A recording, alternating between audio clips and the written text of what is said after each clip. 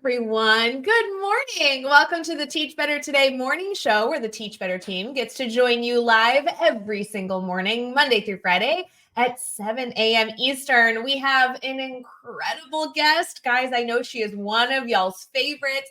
I was just talking before we went live. I think I've interviewed her somewhere between 8 to 27 times. And every single time is fun. All of you continue to share your appreciation for having Lindsay Titus in our community. We'll be right back to dive right in.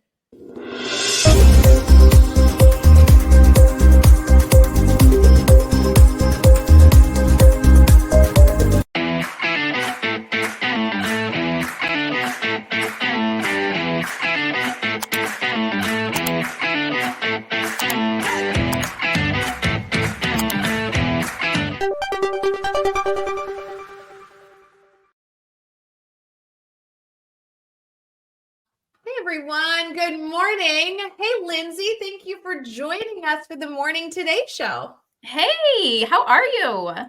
I am good. And I told you this before we clicked the live button. I don't even care. I'm so excited to talk with you because while this will be a great interview, I'm sure, I really just want to catch up with you. Our community constantly talks about you as a person, you and your resources. I know you have been super active in so many different bubbles within the Teach Better family. I just knew this was going to be a good time. So I very much appreciate you making the time for it. Oh, absolutely. No, I'm so excited anytime I get to spend time with you or of course, anybody from Teach Better, but of course, you're one of my faves. So I'm excited to dive in this morning. Friends, if you do not know Lindsay Titus, just know that this is going to be the day that you now have a new fan, somebody you're going to fangirl over. Katie, Miglin, and I always talk about how we both drink the Lindsay Titus juice. We love that, Lindsay, and I know I'm going to have you introduce yourself, but your approach, your resources, you keep us in the right mindset. And I know there's so many people that do that work. You have a very special place in the Teach Better family for the work that you do. So if we have new community members here, maybe new members of the Teach Better family who haven't seen your work, your speaking, your resources, will you mind telling us a little bit about who you are, what you do? Yeah, absolutely. So, hey, everybody, Lindsay Titus. I am in Rochester, New York, and I'm an educator at heart. And I love that term because I really feel like it encompasses kind of everything that I do on a daily basis. But within the school setting, I am a behavior specialist. So I work with students and staff, kindergarten through this year through ninth grade, but really my position can go all the way up to seniors. It is a K-12 district position. So I really help. I like to use the term behavior coach. So really similar to maybe an ELA or a math coach, I do that with behavior.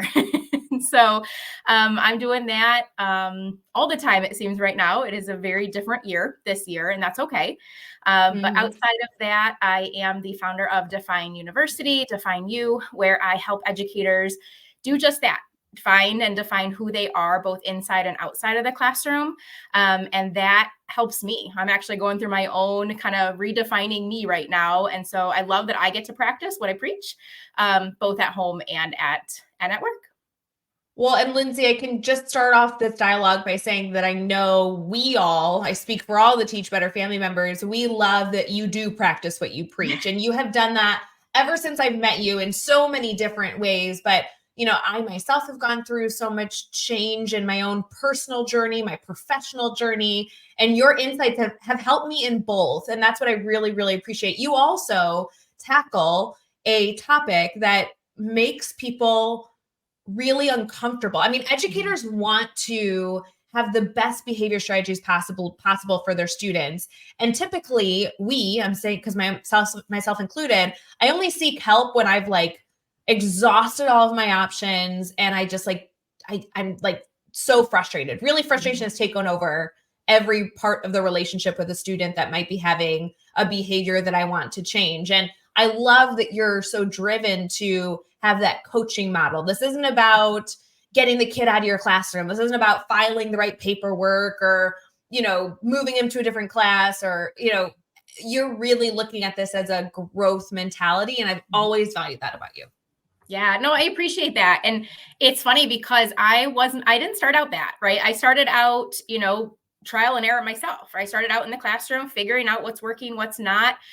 Certain things that maybe were working didn't feel good to me as a teacher. So I was like, I don't really want to use this strategy. I don't feel good using it. And that has really stuck with me as I've learned all that I've learned and continue to learn and experience. And so, when I'm coaching somebody on behavior, it's their behavior first before we even dive into a student's behavior. And that sometimes makes people like put up that wall and they're like, whoa, whoa, whoa. Like, I just want you to tell me what to do. And I'm like, I can't, because I'm not you and I'm not the teacher of the classroom. So I can't tell you what to do, but I can coach you in how to use your environment, how to use your experience, and how to use who you are to make that best, option, that best step, next step in that moment.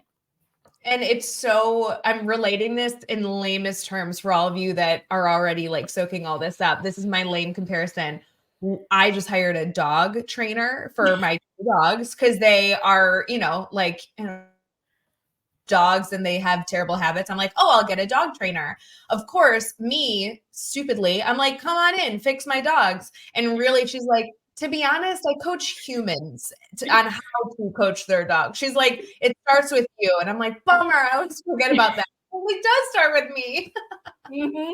And it's a different way to think about it. It's an internal, it's an inside out model versus an outside in model. And so traditionally we see a lot of outside in models, right? That's what we see on social media. We see the behavior plans to use. We see the token boards. We see the point systems, and all of those have a place.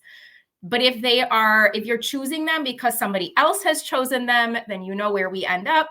We end up in Shouldville, and we do something because we think we should, not because it's actually what we need or I need in my classroom.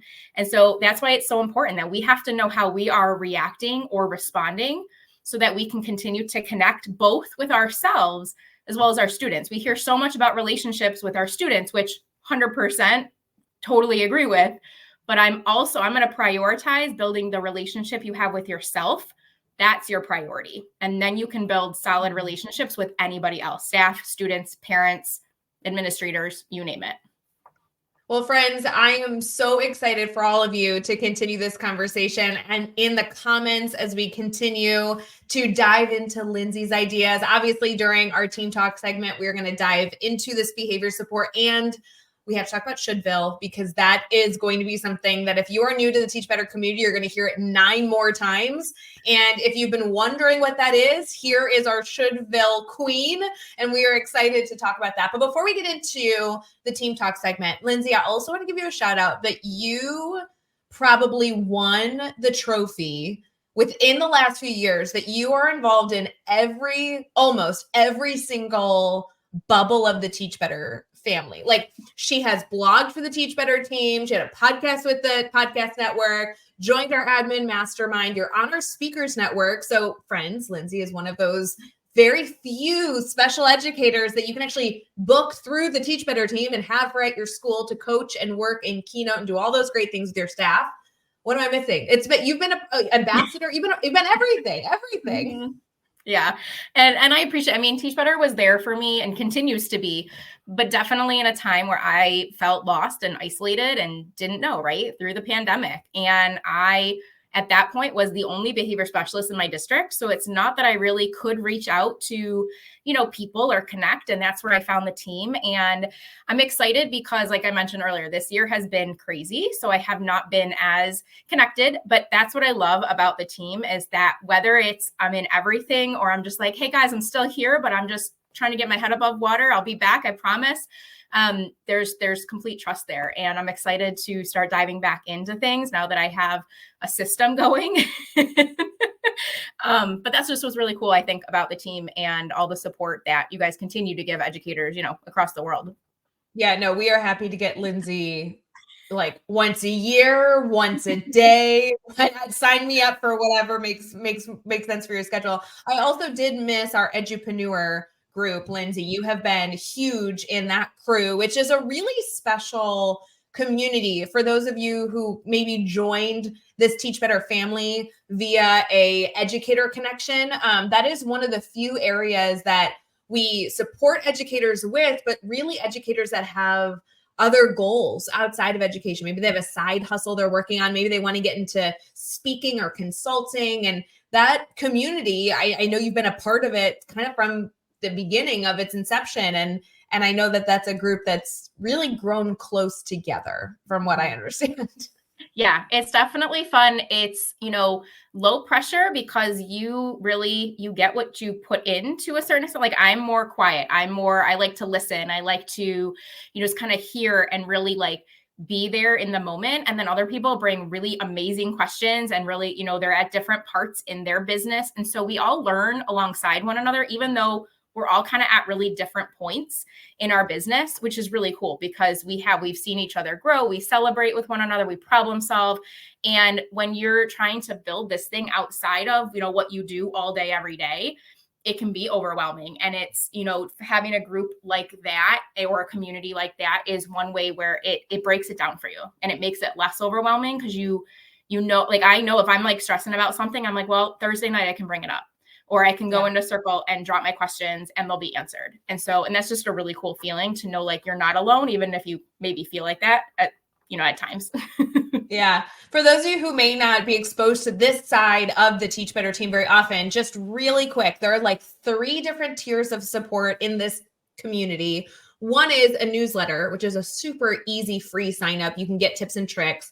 The next is this incredible community of creators that come together. And then the other element is what you mentioned on Thursday night, which is a mastermind, some coaching, and really kind of diving into the work. Essentially, if you're an educator that has aspirations to sell resources online, create an online course, become a book publisher, like who knows what your aspirations are, this might actually be a cool place for you to talk shop with educators, not always about education, which is kind of fun. So Lindsay, I want to transition here into our team talk because we got to get to Shouldville and we got to give our viewers something to think through as they head into their day. So you ready to transition? Let's do it. We'll be right back.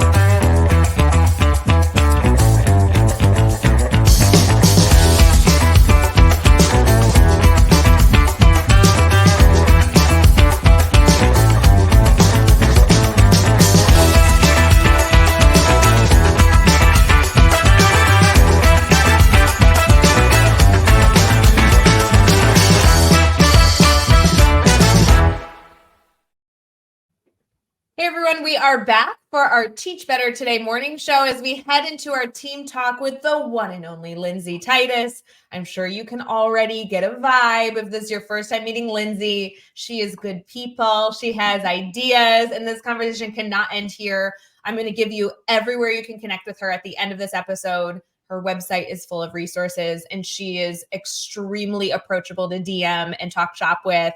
Her coaching's amazing. People swear by it. But we are getting into some insight for all of you. So, Lindsay, before we get into, I don't know, maybe what you want to talk about, I have to bring up Shouldville because Shouldville has changed my life.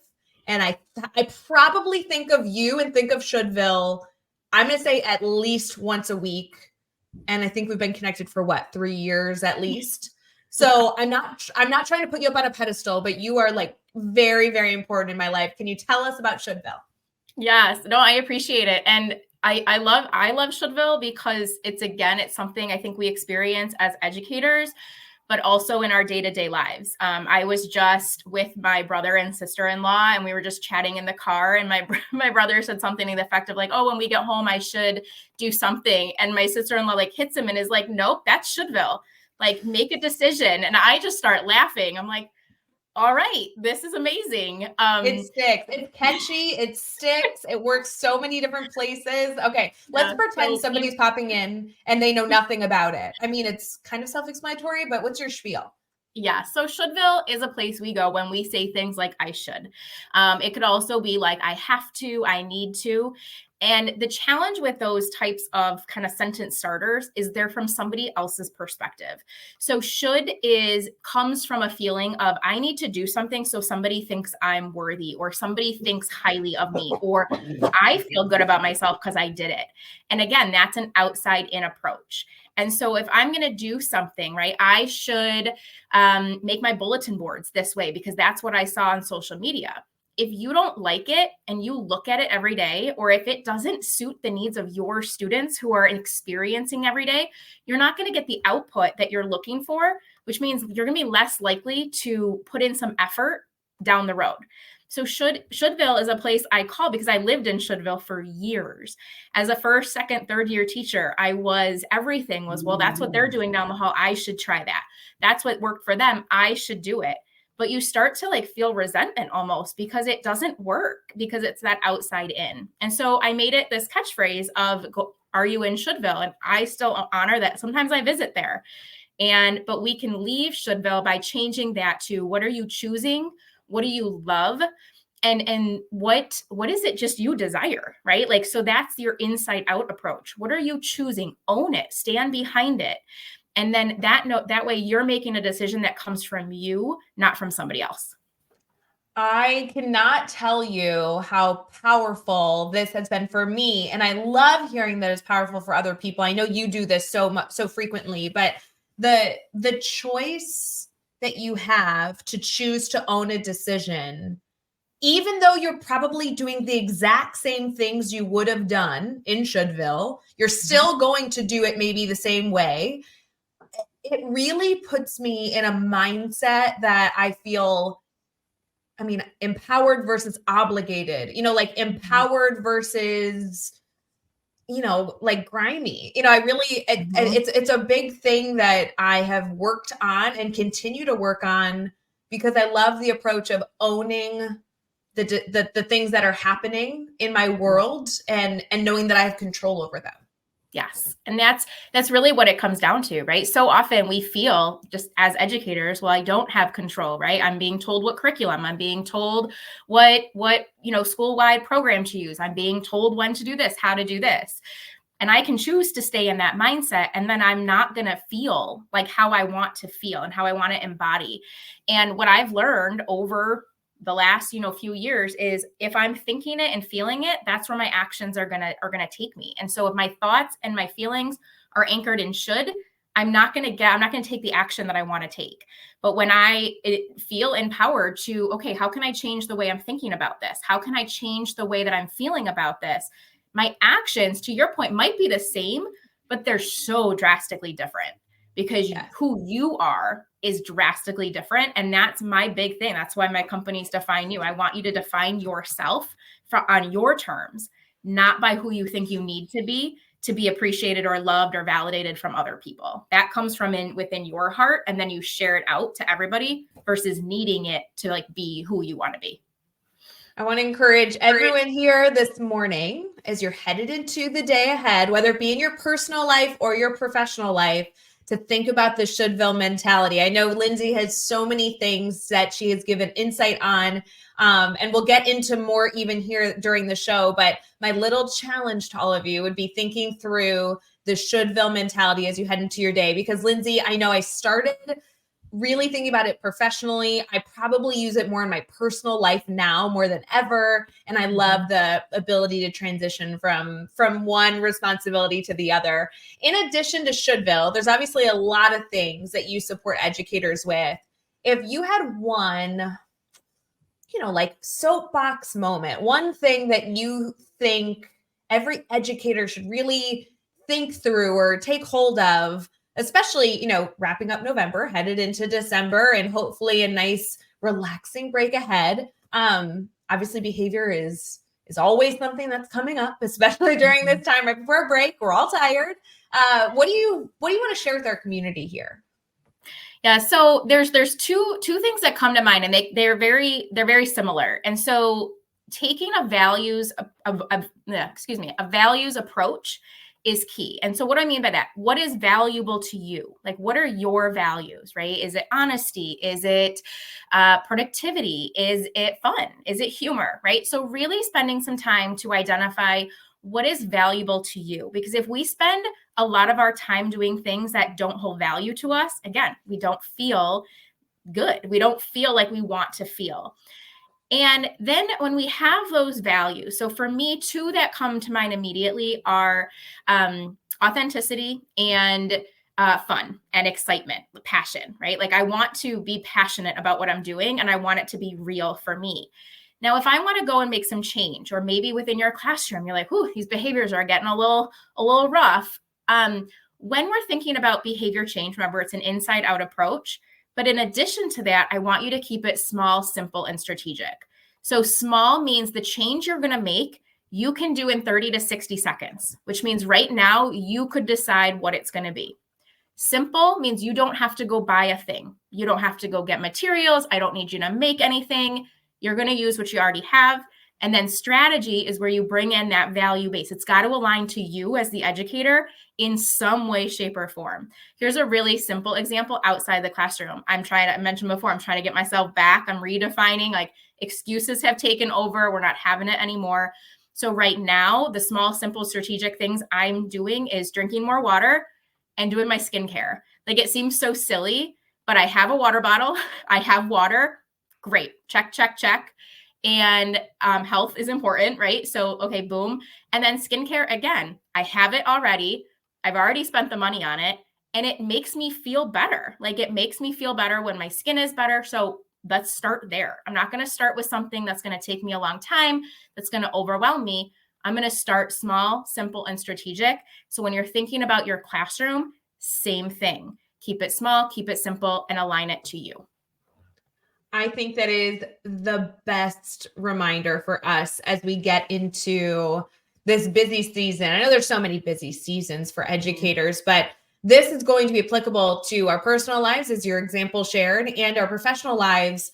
A lot of educators tell me now that they've used everything in their toolbox. They don't know what else to do. Nothing's working. And this mindset of these 3 S's allows us to either reformat some of the tools maybe we tried in a different mindset, and also start to seek kind of the progression that needs to happen, right? Progress and growth doesn't happen overnight, but this at least makes it feel achievable. We're not going to avoid it because we already have all the tools and resources to be successful in this area. I think this is a great reminder for us. And it actually puts educators through a great practice of figuring out those values prior to then being able to implement these small changes. Yeah. And just a reminder, again, we don't, especially right now, this time of year, we don't want to add anything new. I mean, I have yet to meet educators like, yes, please give me brand new strategies, new things to learn, right? Like, and at the end of the day, we don't need new. We need to go back to the basics, because the basics are what work. But what happens is when our mind is overwhelmed, we aren't implementing them to the way that we want to, or to the way that we know that they maybe, that's where we're going to get the biggest bang for our buck, so to speak. And again, when it comes to behavior, so often the people I'm coaching want to know, okay, this happened, what do I do? And I'm like, there's only so much we can do after. We're really limited after. It's when I want to start thinking proactively to how am I going to reduce the likelihood it needs to even happen in the future. Because if I'm so focused on stopping it, that's me trying to focus on controlling somebody else. And I can't do that. I can't control anyone else. I can't control behavior. I, as a behavior coach, don't have a magic wand to say, okay, behavior, stop.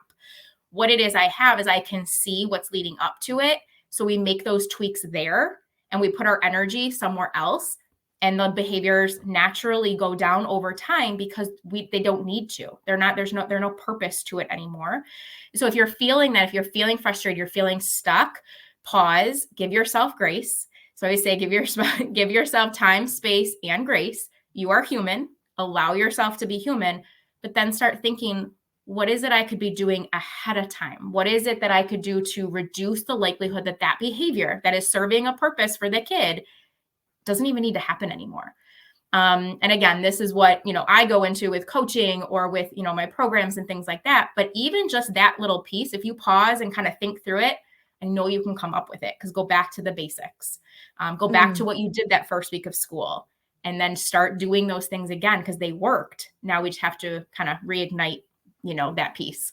That's such an interesting reflection point. I am like embarrassed. I'm so like in awe of everything that you just shared, because you're right. As the school year progresses, we go from being proactive to a lot of reactive choices. And you're right. Every behavior meeting I'm in as a teacher, when I'm like, oh, Bella is acting up in my class, I'm like, what are all you guys doing to be reactive to this? And I love the mindset of taking the time and space to give yourself grace. I love the reminder that we're all human, and then having the ability to reflect and say, what can I be doing before all of this happens to stop the behavior? Such good reminders for today, Lindsay. Before we wrap up, you have to share where our community can connect with you, because I know you have so many resources out there. You're always willing to take direct messages from people. Obviously, you're in our speakers network. You go and do coaching outside of your normal day-to-day job all the time. So tell us all the things. Where can we stay connected? Yeah, absolutely. So all of the resources and things are housed at defineuniversity.com, which university is spelled Y-O-U. And then I'm most active on Facebook and Instagram. So Facebook is just me, just my name, and Instagram is Lindsay Titus EDU. So yes, as Ray said, I love connecting with people, so please reach out. I'm happy to help, happy to share resources that I have, because my goal is to really help people redefine behavior management so that it works for them. Amazing. Lindsay, you never disappoint, but thank you again for joining the show. I love listening to you speak. This is why I could just sit in a audience for hours and just soak up all the goodness. I really appreciate you. Of course. Thank you so much. I've had a blast. Bye guys. Hope you have an amazing day. And of course, reach out if you have any concerns. Bye friends. Hey, Teach Better community. Thank you so much for joining the Teach Better Today morning show every single weekday at 7 a.m. Eastern. We have so many resources for you outside of this live stream at teachbetter.com, including blogs, podcasts, and professional development that will bring our team to your school. Wherever you are listening from this morning, please make sure you are sharing and celebrating the incredible educators in this world. And hey, if you are listening over on a podcast to Teach Better Talk, we would love a 5-star review. The comments are always so entertaining. We'll see you tomorrow.